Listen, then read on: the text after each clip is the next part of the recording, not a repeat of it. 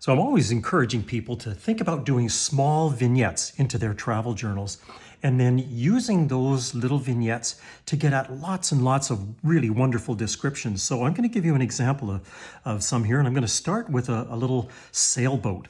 So these are about 4 inches by 4 inches square. So pretty small, you want to keep things small in your travel journals. So there's the size. So about the size of a drink coaster. So take along one of those. Now, a sailboat is really pretty straightforward. So you've got this center line down on the sides of the deck. And this is just pretty quick. So you're not going to have to worry about lots of detail.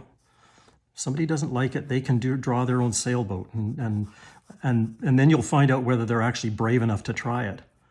So, but look at how straightforward this is. You got a mast, and remember that the mast, don't worry about it being a little bit off. Remember the mast their masts are generally pretty tall.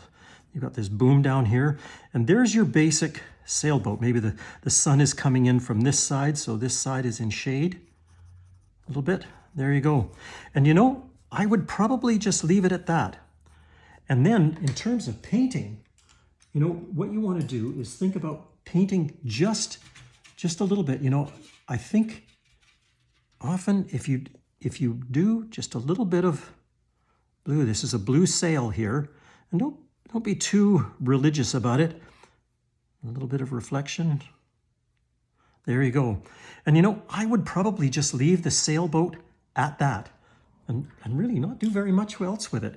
And then what you can do is you can add all your descriptions of who was there along with you on that sail trip, or where were you when you saw that sailboat. Those kinds of things. So always remember to add those descriptions to the little vignettes that you do in your travel journal. You will absolutely love having these little reminders. They're kind of cues to your memories on all your travels. So give it a try. Let me know what you think, and tag into newtraveljournal.com for lots more.